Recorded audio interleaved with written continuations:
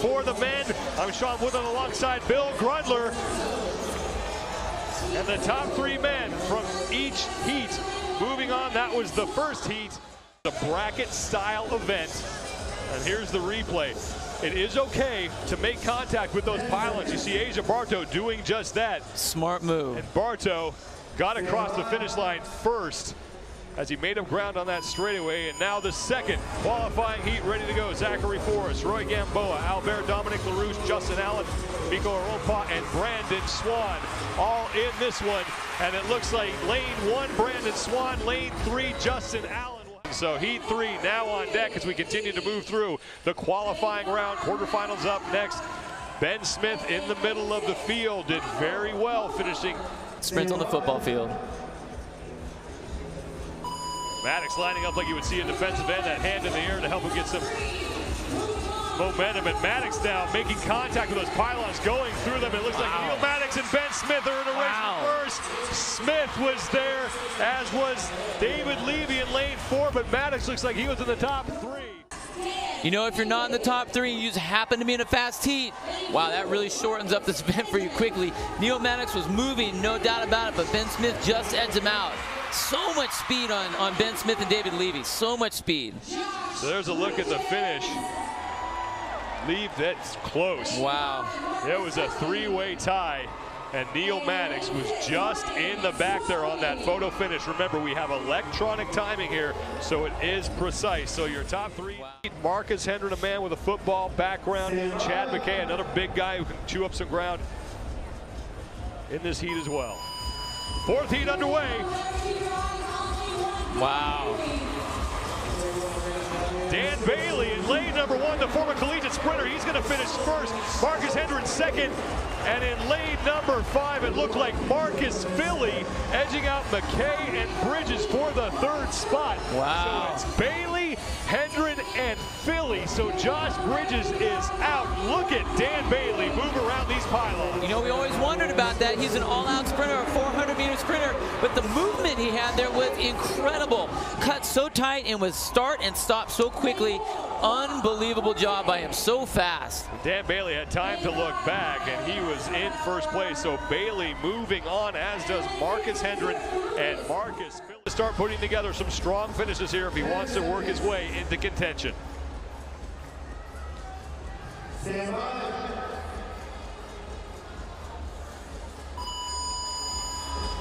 Heat 5 underway. Wow. Down to the Again, look at that straightaway. speed.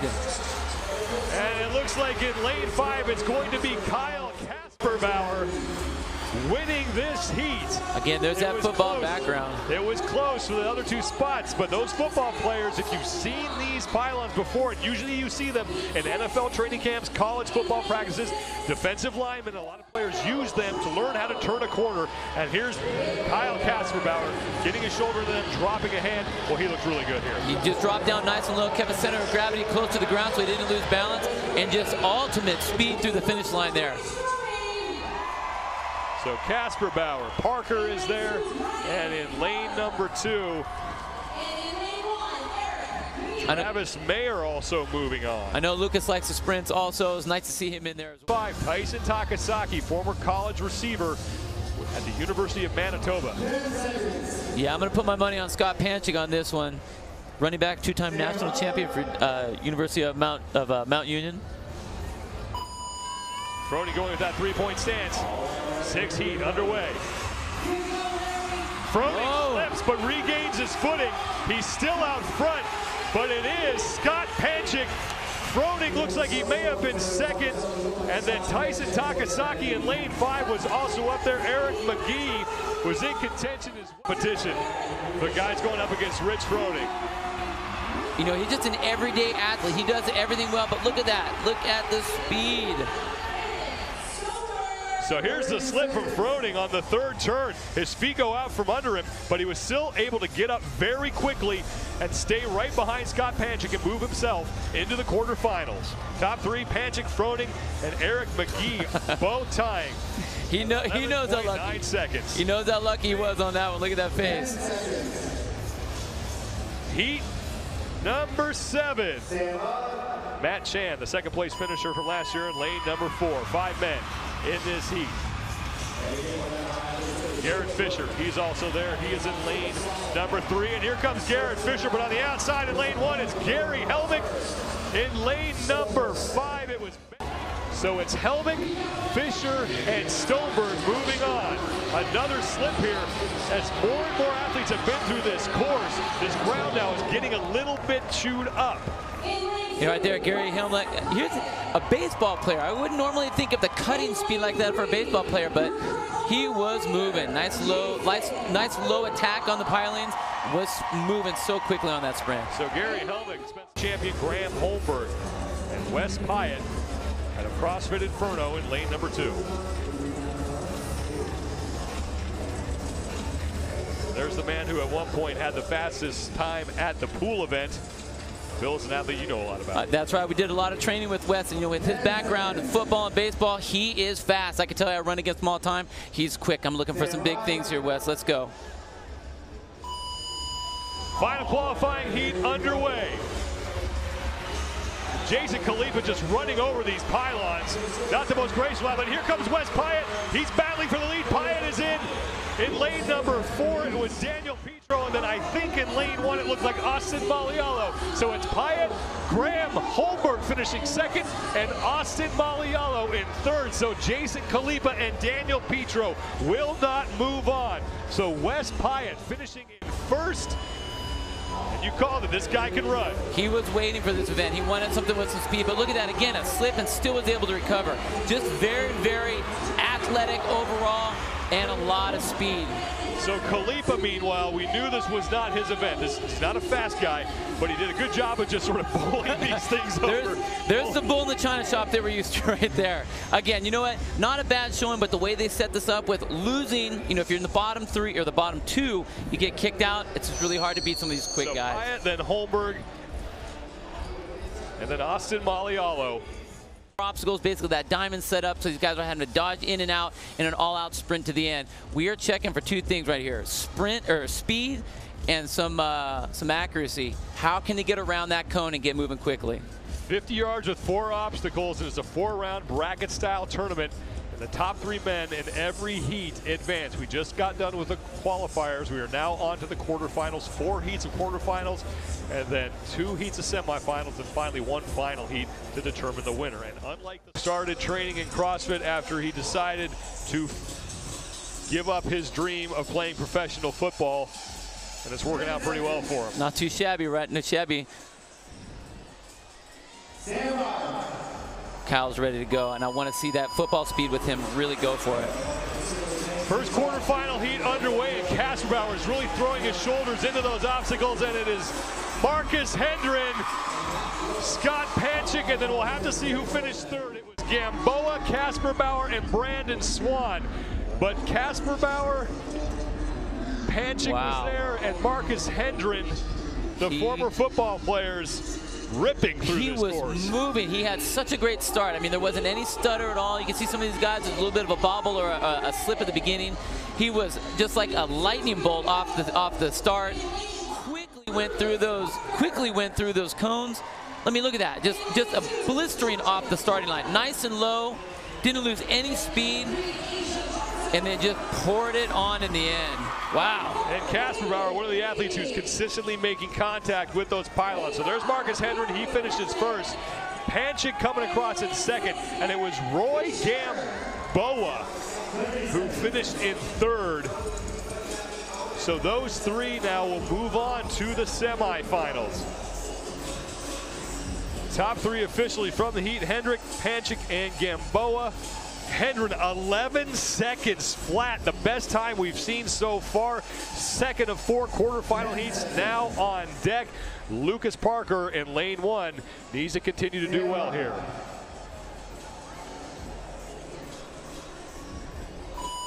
Second heat underway. Garrett Fisher, closest to you. And now it looks like Asia Bartow battling along with Gary. He's doing great. I was not expecting that. He's such a big guy. You'd think it'd take him a little bit longer to get going. But he just, you know, nice easy cuts. he looks like he's just cruising through there, but it's the opening speed there in the end that allows him to get through there to the end. You know, we could not do this event if we didn't have these guys all on chip timers. They're all down to tenths of a second right now. There's Jordan Troyan, who just got edged out. You saw how he was just emptying the tank there to try to get himself across the finish line and into the semifinals, but it wasn't enough. So it's Bartow, Helmick, and Levy. So Lucas Parker, once again, fails to move on.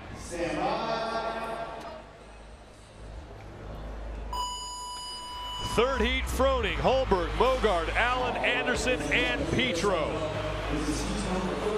No slipping up this time by the champ at all. Can he get in there, though?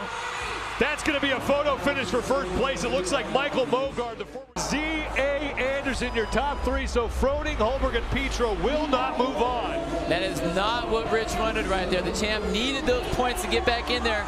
But I tell you what, with the speed of these guys, just not enough. Just not enough. Michael Mogard in the gray shirt coming through, but shortly after he crossed the finish line, he grabbed it, what I think was his left hamstring, and sort of hobbled along a little bit, and now on the side he's sort of walking a little gingerly. But we had a ton of ties in that heat, but there's your heat winner, Michael Mogard, grabbing at his left hamstring. But look at these times and how close this was. It came down to hundredths of a second here, but your top three were Mogard, Allen. People are doing 11.2, 11.3. All that whole heat was 11.6 in greater. So not a real fast heat relatively speaking to everybody else. Here comes the fourth heat. It's McGee, Mayer, Smith, Bailey, Pyatt, and Philly. And it's Dan Bailey coming in first place. He will not move on. Wow, the speed of these guys. I mean, what's great right there, Wes Pyatt just coming through right behind Dan Bailey. I didn't think he was going to be able to catch him, but I tell you what, they were all moving. But the speed of Dan Bailey on that last straightaway is out of control. He's so fast. We had a three-way tie for third place, but it's Marcus Philly who had the fastest time. We went down to hundredths of a second. And so it looks like it's Holmberg and Z.A. Anderson in the first tie break. So two positions available. That's Justin Allen, pardon me. And it's going to be Justin Allen edging out Graham Holmberg. So just bear with us. We're just trying to figure this thing out. They're throwing all kinds of events at us. So it's Justin Allen and Graham Holmberg. And it was Justin Allen who is going to move on. So here's a replay. Justin Allen is a guy with a football background as well. That's right. You know what? You can tell. You can see the way they start. His turns were nice and low. He was just so quick, and that's exactly what he needed to get out there in front of Graham. And then he just opened up the speed. Yeah, Holmberg looked like he may have gotten through those four pylons first, but then on the straightaway, Justin Allen turning on the speed. So now he's going to the semifinals. So now we have Marcus Philly on the left, Ben Smith on the right. 10 seconds.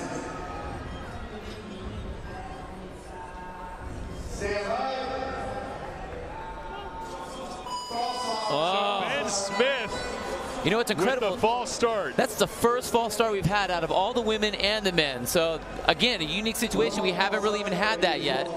The reason we went to the buzzer so we could eliminate any advantages that people were getting from jumping the 3-2-1 count. So they'll have to reset.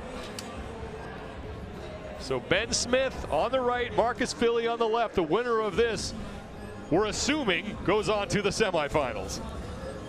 Yeah, so if Ben Smith jumps again, then he DQs himself on this one. Not what he wants to have happen after getting this, you know, this extra little sprint off here. And while this is going on, everyone else getting more of a chance to rest. Smith and Philly, both to the first pylon at the same time. Through the second one, Smith looks like he might be opening up a bit of a lead. Ben Smith into the straightaway first, and it's going to be Ben Smith moving on to the semifinal. And it's straight ahead, whereas Marcus kind of went up nice and wide, and that made too much distance for him. Nice and tight on the cones. And look at this, one last cut, straight in. Ben Smith selling out. Ben Smith going to the semifinals, and now Ben Smith has actually now had to do more work than everybody else. Final heat, 6 men start, 3 men move on to the finals. Michael Mogard in lane 1 is running with both of his hamstrings heavily taped. Dan Bailey in lane 3 with that great straightaway speed, always heavily taped. First semifinal heat underway, and Mogard in lane 1 looking pretty strong despite having his hamstrings injured. Now Dan Bailey's first in the straightaway. Mogard is hanging. Michael Mogard, a gutsy performance, and he may have gotten himself into the finals. It's all right, but what a performance by Michael Mogard. But that man, Dan Bailey, once again gets to the straightaway, and it's see you later. You know, he just doesn't bobble at all in those turns, but yeah, you give him any sort of distance, non-cutting, and he's just out of control. Look at Michael Mogard. I mean, just every step you can tell it's hurting him. Gets around. How did he do that? And just grimacing, and Michael Mogard. Did you see? He grimaced around that cone as he opened up, and then he was able to open up all the way through and actually slid through the finish line. He just edges out Wes Pyatt for the final spot in the finals. One more semifinal heat to go, and plenty of big names here: Smith, Panchik, and Hendren.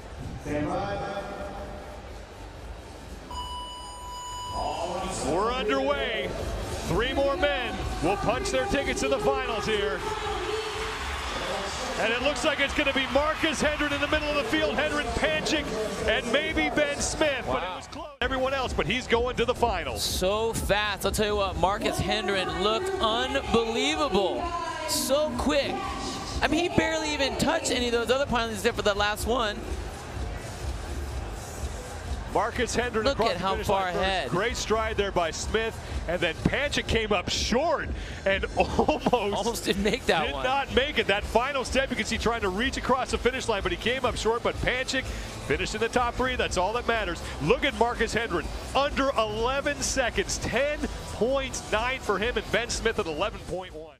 Marcus Hendren, Dan Bailey's got to be the favorite here with that speed, and Scott Panchik as well. But don't forget about Marcus Hendren. Marcus Hendren had a 10.9 second sprint, the fastest one out of all of the heats so far. So it is going to be insane to watch Marcus, Dan, and Scott side by side.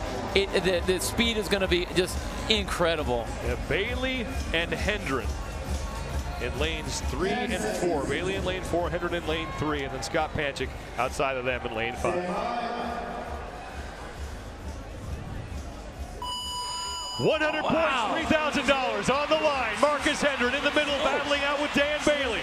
Asia Bartow is there as well. Michael Mogard once again hanging. It's Bailey, it's Hendren. We're going to have to go to the chip. That was a photo finish. Bailey and Hendren may have tied for first, and it's going to be Dan Bailey just edging out Marcus Hendren. Asia Bartow will finish 3rd, Scott Panchik in 4th, Michael Mogard beating Ben Smith. Both legs are taped. I mean, look at him. You would not know it from watching that start. I mean, he was a little ginger around those that first pylon, but I mean, look at that effort. I know Dan Bailey's running away with this thing, but then the baseball slide head first from Michael Mogard, the former Iowa baseball player, going back to his past. But that's how close that finish was. Asia Bartow was also up there as well, but it's Dan Bailey just edging out Marcus Hendren despite this. Yeah, how do you pull that off? That's speed right there. What impressed me most about Dan was his start. He was so fast and explosive. But again, I mean, he's been doing this right here the entire event. This straight blasting speed. Marcus Hendren finished 2nd and had one of his best performances so far in this zigzag run. And look at the effort from Michael Mogard. I mean, I just hurt watching this. That kills me to watch that too. That's so impressive, but man, you know it hurts. Every athlete knows what a pulled hamstring feels like, and he's got 2 of them. Not good. So here you go. We had to go into the hundreds and thousands of seconds. Dan Bailey and Marcus Hendren both tying for 1st place. So Asia Bartow will get 3rd, Scott Panchik in 4th, Michael Mogard with that just gutsy performance finishes 5th. And then it's Ben Smith in 6th place. So maybe getting credit for the win, edging out Bailey. But right now, officially, we have Bailey and Hendren in a dead tie for 1st place. Hendren is in those black and white shorts with his shirt off there at the top of your screen, and right next to him was Dan Bailey. And it looks like Hendren from this video may have just crossed by a fraction of a second ahead of Dan Bailey. Again, officially, they are listed as a tie for 1st place.